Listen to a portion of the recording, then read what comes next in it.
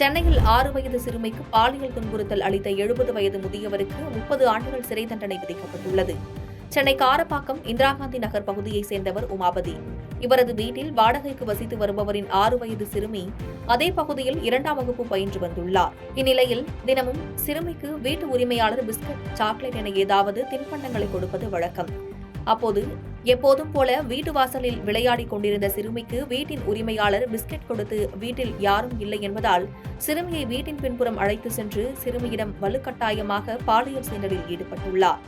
இதுகுறித்து சிறுமி பெற்றோரிடம் நடந்த விஷயத்தை கூறவே சிறுமியின் பெற்றோர் கிண்டி அனைத்து மகளிர் காவல் நிலையத்தில் உமாபதி மீது புகார் அளித்துள்ளனர். இந்த புகாரின் அடிப்படையில் முதியவர் உமாபதியை கைது செய்த காவல்துறையினர் அவர் மீது போக்சோ வழக்கு பதிவு செய்து சிறையில் அடைத்தனர். இந்த வழக்கை விசாரித்த நீதிபதி IPC 366 படி 10 ஆண்டும் 1000 ரூபாய் அபராதமும், சிறுமியிடம் பாலியல் சீண்டலில் ஈடுபட்ட வழக்கில் 20 ஆண்டுகள் சிறை மற்றும் 1000 ரூபாய் அபராதமும் விதித்து தீர்ப்பளித்தார்.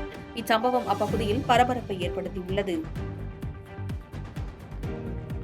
பாதகம் செய்பவரை கண்டால் நாம் பயங்கொள்ளலாகாது பாப்பா, மோதி மிதித்து விடு பாப்பா, அவர் முகத்தில் உமிழ்ந்து விடு பாப்பா.